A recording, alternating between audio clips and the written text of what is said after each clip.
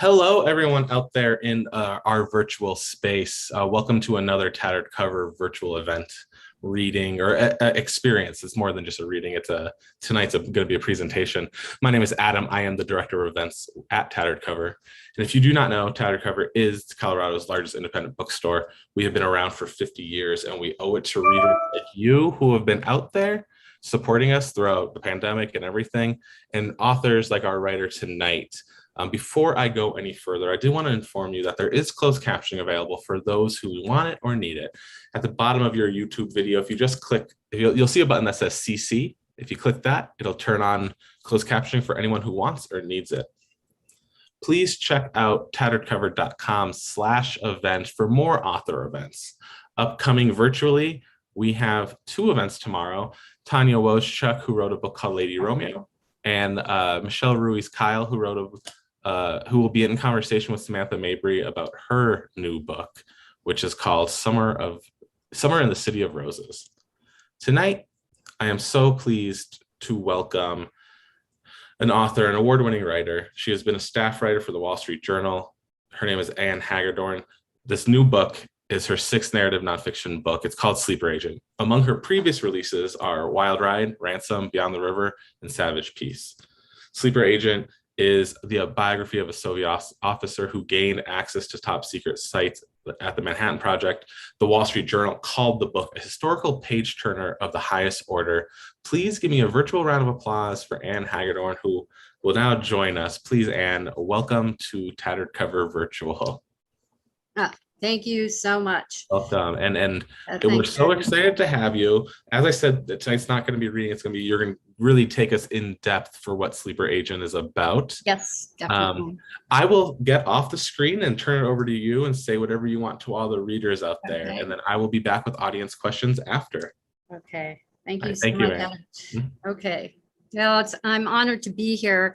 And when he was talking about how long Tattered Cover has been a successful bookstore, I remembered suddenly that my first visit to the Tattered Cover bookstore was decades ago, back in the last century. And I remember the visit well because I had just read Quentin Bell's biography of Virginia Woolf.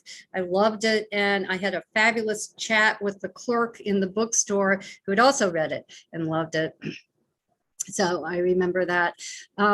Tonight, I will talk about my own book, the latest, Sleeper Agent, and then we'll take questions from you afterwards. To begin, I want to say that it's my job as a narrative nonfiction writer to engage you, the general reader, about meaningful issues through the art of storytelling. My quest is always to find the compelling narrative that will bring alive for the reader all issues and individuals at the core of the book's topic. And the criteria for choosing the topic include significance, a topic possibly in danger of falling through the cracks of history, literary potential. It must be doable research-wise, must have general reader appeal, and it must rouse my writerly passions. First, choose the topic, then find the best narrative to bring it alive. That's the usual sequence. But this time I discovered a remarkable story first. It grabbed me from the start. And it all started with an interview I was doing with a 92-year-old gentleman for a book topic I was working on, exploring in 2016. He knew that I had grown up in Dayton, Ohio, and toward the end of the interview, he asked if I knew about the secret site in Dayton tied to the highly secretive Manhattan Project. And a while ago, he said someone had told him that a Soviet spy worked there during World War II, had been infiltrated in the Manhattan Project. And he said the spy lived in the same community where I had spent most of my childhood. So for a week or so after the interview, I continued my pursuit of the details for the other story. But then I was brimming with a mix of skepticism and curiosity. I could not put this idea that he had planted, I could not put it aside. So I took some time off to explore what the gentleman had told me, and to sort of find the spy's name, which he didn't know. And, my skepticism, of course, was grounded in experience of reporting and research. And he was a great guy to interview, et cetera, but I just didn't fully believe that this was possible. And sometimes rumors spread, as we all know. But I did find the spy's name, actually in a New York Times story that had been published about a decade before, after Vladimir Putin had given George Koval a posthumous award for his work as a Soviet spy. So after that, I started making lists and getting together what I call the flight plan for research. I called the Reporters Committee for Freedom of the Press and gained some wisdom about the best ways to use the Freedom of Information Act to acquire FBI reports. I interviewed several people in DC, and then spent about a week at the National Archives in College Park.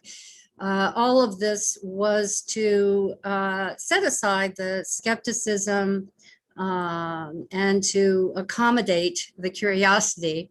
And I dare say the DC trip was quite a turning point, especially because of what I discovered in the National Archives.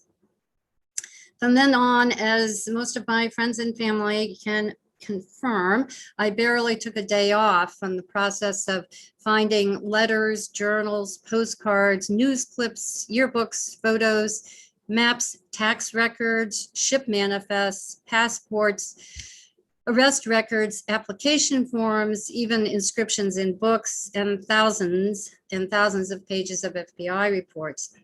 And then there was the regimen, of course, of reading applicable secondary sources in the numerous domains, from the 20th century anti-Semitism in Russia and America to the Soviet espionage tactics and networks in 1930s and 1940s America, to the manufacture of the element polonium, and the timelines of the making of the atomic bomb in the US and the Soviet Union, all in the pursuit of putting together the pieces of the life of a Soviet military trained intelligence officer who, as a US Army corporal, had full security clearance in America's top secret World War II project to build the first atomic bomb. The who and the when in this were doable on my challenges list. I was confident about that, but to be a true biography, the why, the what, and the how had to be found. And that's not so easy to find when you're researching the life of a spy, especially one who was never caught. And thus there are no trial transcripts to refer to. Still, it was doable. And a sleeper agent is, as you heard in the introduction, indeed the biography of a spy. This spy was born and raised in Iowa, and he was known for charming everyone he met. George Koval blended in quite well. He happened to love baseball, was a skilled shortstop, could reel off the history and stats of every big league pitcher. He played bridge. He belonged to a bowling league. He was a fan of Walt Whitman and Henry Wadsworth Longfellow, and was, by several accounts, quite the ladies' man. He obviously was all-American. He functioned well in the American culture. And some of the time he was sending atomic secrets to Moscow to help speed up the creation of their own atomic bomb. Among the most fascinating details, of course, is perhaps what the subtitle of the book tells you. He was never caught. The atomic spy in America who got away. Like all spy stories, this is a book that gives readers the expected intrigue of some espionage details. There are code names, many of them, the various cover shops in Manhattan, the apartments in the Bronx, the handler, George Koval's handler, and the suspicious routines of the handler. I had quite an adventure finding the addresses of the cover shops and then visiting the premises and even interviewing current owners about the history of the buildings and measuring distances, for example, from the main cover shop on West 23rd Street in Manhattan to the Flatiron Building, where meetings had taken place with Koval's handler on the 7th floor. It took 5 minutes, by the way, to walk from the cover shop to the Flatiron Building.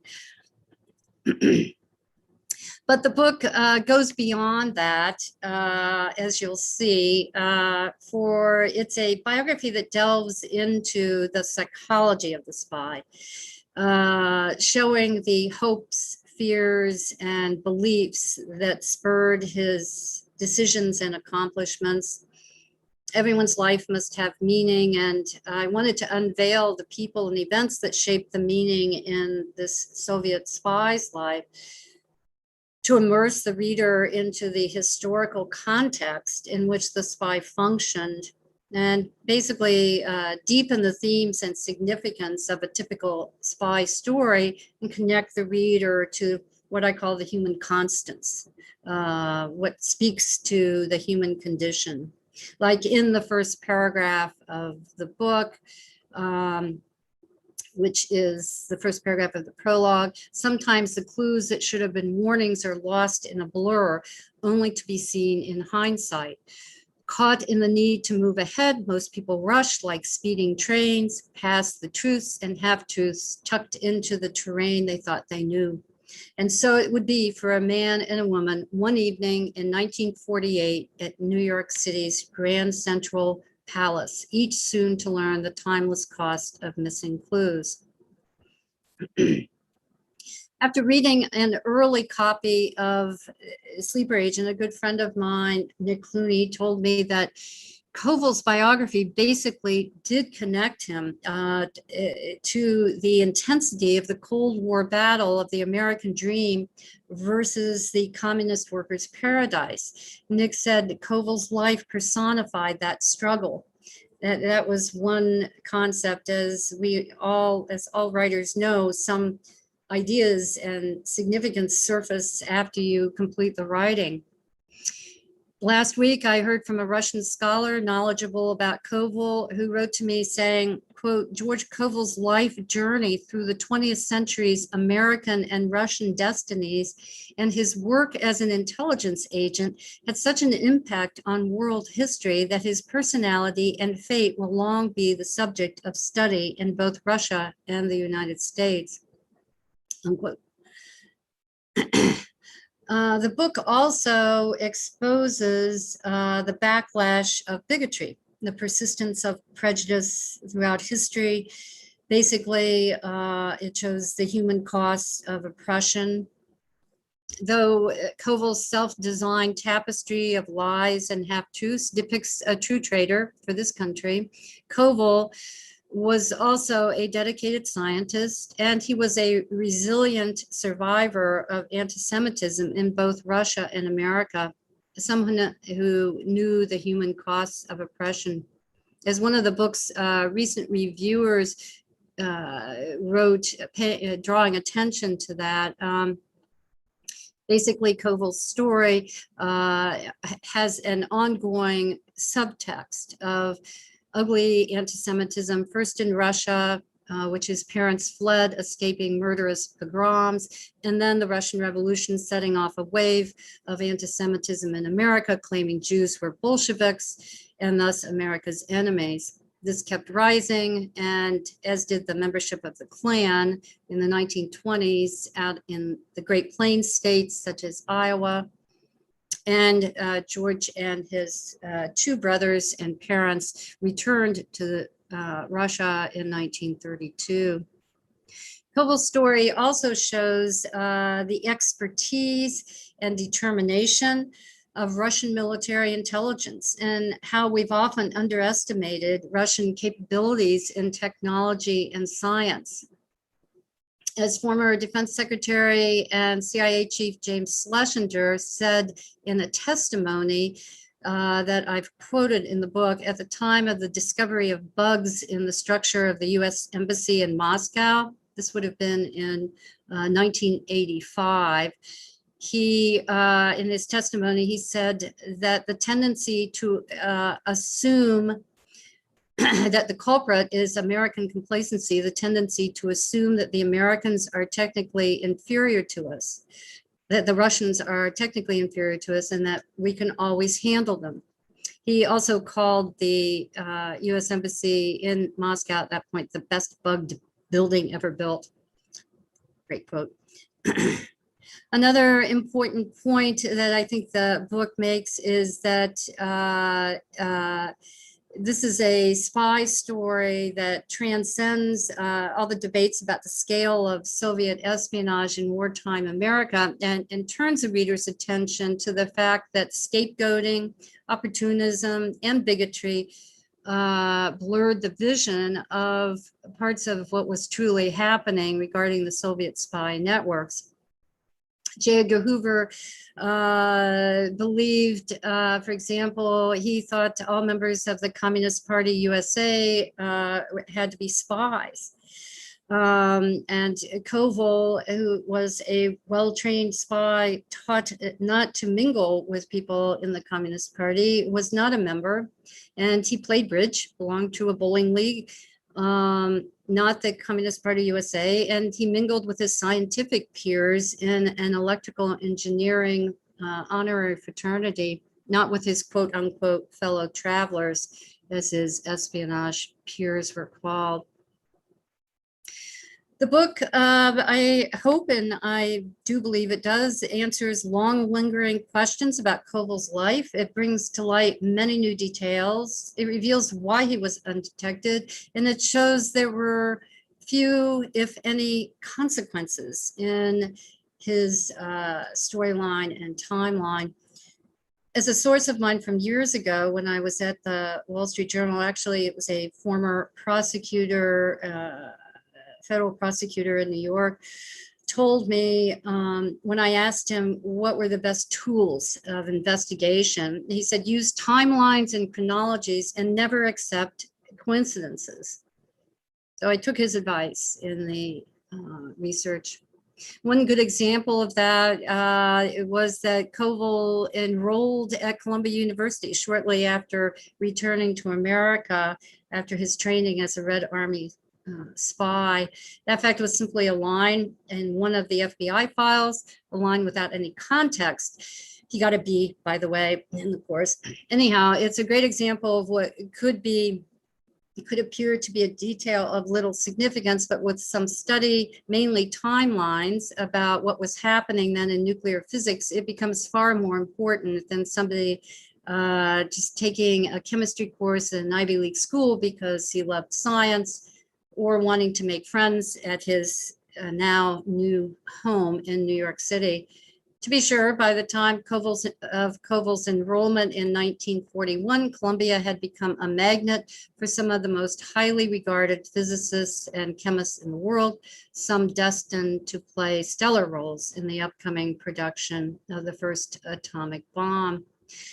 And there had been, with further research, I could find that there had been a very detailed front page article in the New York Times on May 5th, 1940, about what was happening at Columbia in physics, an article Koval's handler would definitely have seen. Another good example of context and deepening research and the no coincidence theory was Koval's job at Oak Ridge as a health physicist. It was known that he was assigned to Oak Ridge line in all of his forms and applications, but what exactly did he do there? What was his daily routine, and how would that affect his access to top secret information?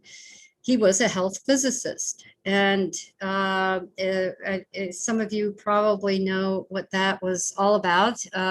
It is all about the health physics department was created at Oak Ridge to measure levels of radiation contamination, and such work required routine access to confidential and secret information. In fact, in one interview, I learned that most, if not all, information pertaining to health physics during Koval's tenure at Oak Ridge was classified. So health physicists had to learn the basic chemical properties of all the radioactive materials they were monitoring. They were asked to be present whenever repair work was done on any equipment at the plants. And no shipment could leave the site without the approval of the health physics department. Also, the health physicists conducted routine surveys of all offices and labs as they checked for signs of contamination. 3 important steps for the health physics workers were always noted in their training materials. Know all the operations in your area, be alert to all changes, make thorough surveys regularly. So finding such details are what I call the aha moment in research. And there were numerous examples of aha moments in piecing together Koval's life. At the National Archives, I think I actually shouted aha when I discovered a very helpful 250-page file. And I must have been humming ahas when I walked the streets of Manhattan and the Bronx to map out where Koval and his quote unquote fellow travelers had worked and lived. So I could go on and on here, which is probably true of any author. But I want to close with my hopes for the book. I hope Sleeper Agent will deepen the reader's understanding, of course, of the intriguing psychology of a spy and also of the timeless costs of oppression, and that it will be helpful to future researchers and contribute to the step-by-step process of prying open the many closed chapters in the story of Soviet espionage in America. So that's my little presentation for tonight. And I was going to read from the book, but I decided this is probably much more useful to all of you readers. And so I'm turning it over to you. Definitely. Thank you so much. I personally learned a lot just from this presentation alone, in addition to the book. We do have some questions. A lot of them are about your overall process and how you write and all that. The first question I'll ask from Anna. No, yes, this is about research. You talked about how you walked Manhattan to be able to see it, and you research. Anna asked, do you have any advice for people who are beginning to research, like amateurs wanting to go deeper into what they're writing about? Oh, any advice for that? Yes. First of all, what I said at the very beginning, that mix of skepticism and curiosity, I think if you add to that persistence and patience, then you've got the perfect mix to go forward. But, you've got to be organized. I have sort of a system of organizing research, and a system I call the gather and sift system, which is, explore openly, in the very beginning, and but keep track of all of your research, so you don't lose track of it and it doesn't pile up too much. So that's my best advice for the beginning. Do not accumulate too many details without analyzing and studying them, because some of them could be repetitious, some of them are not necessary anymore, and some of them will move you to the next step. So I think that's the gather and sift method is really important in the beginning, and also to be thinking early on about your story structure. And your sketch, not outline, but sketch, how you sort of envision telling the story. Like this is a biography. It could start with George Koval was born December 25th, 1913 in Sioux City, Iowa. But no, that's an encyclopedia, so how do you start it? You've got to figure out your ribbon of time, beginning, middle, and end, and do that pretty soon, and then figure out what is the most dynamic point at which you can start it. Some really memorable moment. So anyhow, that's the best advice. Yeah. And there's a question from Kate, and I'll modify it based on what you just said. It basically is asking, so she asked, do you have a master plan for every book? But based on what you just said, after you do have that sketch, do you follow it pretty strictly, or do you just see where the story takes you? Yeah, well, both. Because this having the sketch gives you the freedom. The sketch is really it is the fine line between discipline and creativity. You have to discipline yourself to do that gather and sift, and then you have to discipline yourself to keep thinking through the sketch for how you're going to tell the story, right? What are the major components? What are the most important details?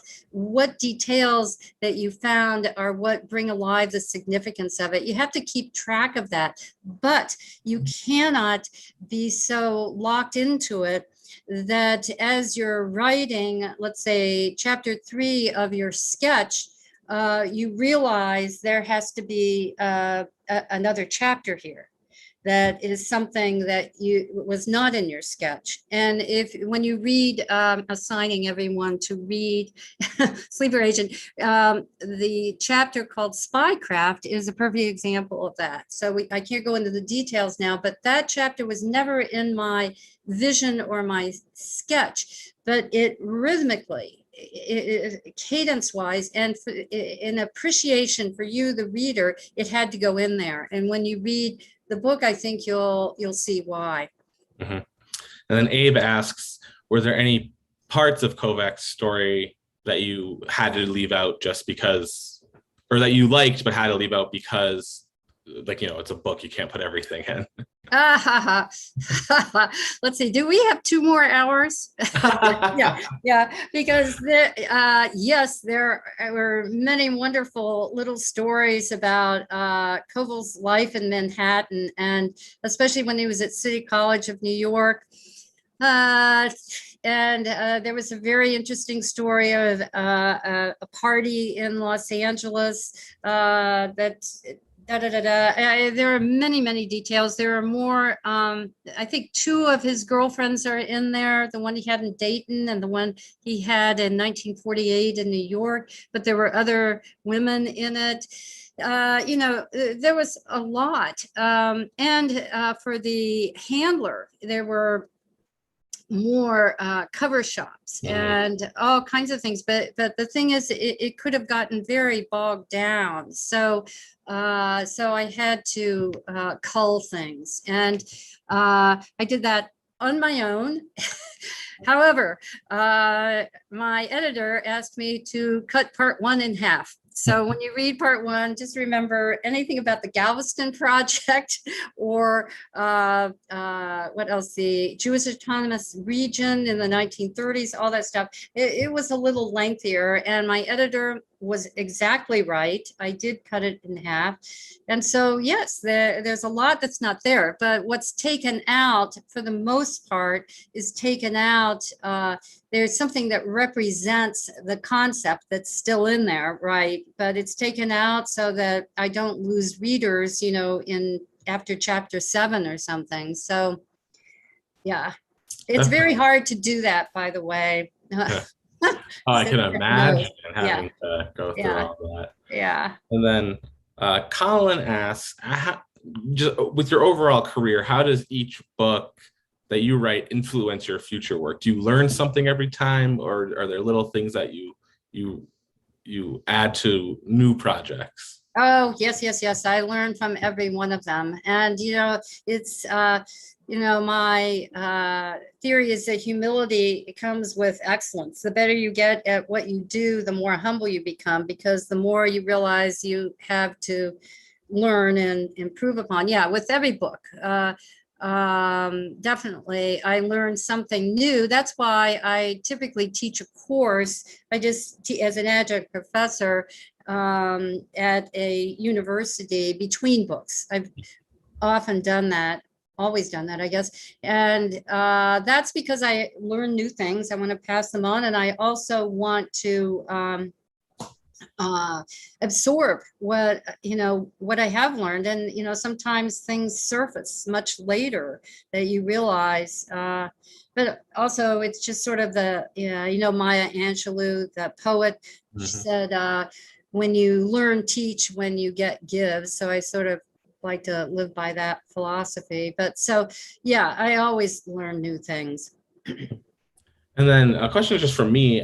I'm curious, not necessarily what you're working on next, but what topics interest you that maybe you want to, write a full book on down the road, perhaps. Oh, well, we can't go there right now. Okay, okay, yes. Yeah, I always try. I there are always try. three. There are three Okay, that I'm thinking about, and every Saturday I spend 4 hours on one of them. okay. Taking a break from the promotion of Sleeper Agent and thinking through some things. And yeah, but I would love to have a brainstorming session at some point, because I'm sort of stuck on those three, and I don't. One of them is just like what I said, Yeah. with narrative nonfiction, it either comes from a great story in the beginning, or you have a really important issue, and then you find the story that will bring it alive, right? So, yeah, Yeah. so two out of the three, one is a very important topic, and I feel like I can't drop it. So we'll see. But Yeah. if we could have an appointment later and bring some of the audience together, and we could have a brainstorming session. Yeah, thank you. Definitely. Yes, of Yeah, course. yeah. Yeah, I was just curious because I love Sleeper Agent. I'm just Oh, thanks. Yeah. I always try to get something out of authors. I know they never will give it to me, but I always ask. Um, Yeah, that's right. Yeah. Definitely. Yeah. And well, thank you so much for telling us more about Sleeper Agent and giving us more insight to your book and your process. I always like to end with, where can readers find you? Is there a website we should go to? Do you use social media? Where do you I want readers to do. find you? Well, I have someone right now just redesigned my website, and it's www.annhagedorn.com. And also he is working on Facebook for me. As I said in our early conversation, the age of clones will be welcomed to Yes. writers. Writers want to, I love promoting the book because of meeting interesting people in that sense. But the technology, if we lived in the age of clones, my clone would be just, going on the road, doing all this, and also advancing the social media. It's something that I haven't really been into because I've been so focused on Sleeper Agent. Mhm. And so, yeah, soon there should be a Facebook page that's readable and perhaps interesting. Um, and I'm sure it will be. And there's the website. And the website is going to have all the events, the lectures, the reviews. There have been a lot of reviews. So that's good. Yeah. Perfect. And Yeah. I have, I could read a couple parts if you wanted me to, but I don't know what your plan is. What is the plan time wise? We've been doing this for 35 minutes, right? Yeah, we can, if you want Yeah. to end with a reading, we can end with the reading, definitely. If you're prepared, I don't want to push it upon you. Oh, yeah. Yeah. Okay. I could do two readings. If we were talking about story structure, like I said, you can't start, it's not wise always to start a biography on the day the person was born. So the prologue of this book begins with a date that the spy has in September 1948, shortly before he leaves to return to the Soviet Union. And I read you earlier, sometimes the clues, right? That's the beginning. There should have been warnings are lost in a blur, only to be seen in hindsight. Caught in the need to move ahead, most people rushed like speeding trains, past the truths and half-truths tucked into the terrain they thought they knew. And so it would be for a man and a woman one evening in 1948 at New York City's Grand Central Palace, each soon to learn the timeless cost of missing clues. That's the first paragraph of the prologue. This date that he had, she had no idea he was a spy. She was told he had been orphaned in Cleveland, Ohio, and had been raised in an orphanage in Cleveland, Ohio. He had no siblings, no parents that he knew of, and et cetera, et cetera. That's what she had been told. Anyhow, so the last two paragraphs of the prologue are the spy's escape from New York, the last time he's in America. Though documents and interviews would someday expose parts of the truth about Koval's escape from America, some questions would never be answered, like what he was thinking as he watched the New York skyline diminish and the ocean's vast expanse draw near. Was he remembering the last time he had left America in May 1932 with his parents and his two brothers on a ship leaving from Pier 54, bound eventually for the Soviet Union? Or the details of his father's stories about being a Russian immigrant and seeing America for the first time in 1910? Did he have the manner of a professional, lacking last-minute hesitations or sentimentality as the ship passed by the great statue, symbolizing the freedoms of the country that was his birthplace? And did he struggle to push back all thoughts of what and whom he was leaving behind? By November, Koval would be living in the Soviet Union in Moscow with his wife of 12 years. And he would soon reunite with his 65-year-old father, his 58-year-old mother, and one of his two brothers. What he told them about his past 8 years in America on a business trip for the Soviet military intelligence is unknown. But one certain fact is that George Koval left the US just in time. And as anyone who knew him would likely say, his timing was always nearly perfect. So then at the, we go into part one, the lure, the background, what brought him into being a spy. And then in part two, the deception, exactly what he did, how he did it, et cetera, et cetera. And then I'll just read one other thing. It's sort of working with story structure here a bit, which is the closing chapter of part two before he returns.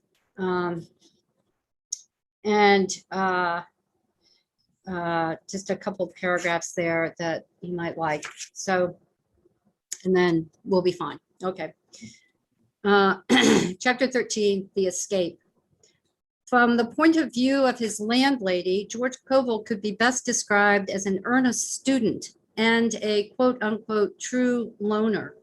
Since his move to Valentine Avenue in the Bronx in 1946, Mrs. Gardner had observed his daily routine of leaving early each morning, returning several hours after dinner, and quietly walking up the 4 flights of stairs to his apartment. She assumed he would spend the rest of the evening doing all that good students do.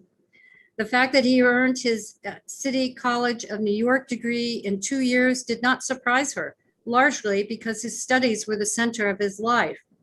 From her point of view, that is.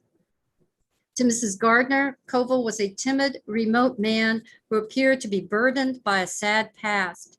This was likely because, as he told her, he had lost both parents at a very young age and was raised in an orphanage in Cleveland, Ohio. Quote, he supposedly had one aunt who never took much interest in him, Mrs. Gardner would later tell the FBI, and he appeared to be very poorly fixed financially, unquote. However, when away from Valentine Avenue, Koval was no melancholy introvert bordering on poverty. As one of his City College of New York friends would later say, quote, he was very popular at school. Everybody liked George. And because he was older than most of his classmates, he had a moderating influence in virtually all forms of discussion. He also had quite a reputation for being the ladies' man. So anyhow, those are two readings to lure you into reading Sleeper Agent. Yeah. Definitely. Well, thank you again, Anne, so much. You can, readers out there, you can find her at annhagedorn.com. Her book is Sleeper Agent, The Atomic Spy in America Who Got Away. You can find us at tatteredcover.com for more events. Anne, thank you so much again. Thank you. Thank you. Thank you, Tattered Cover. Thank you, audience.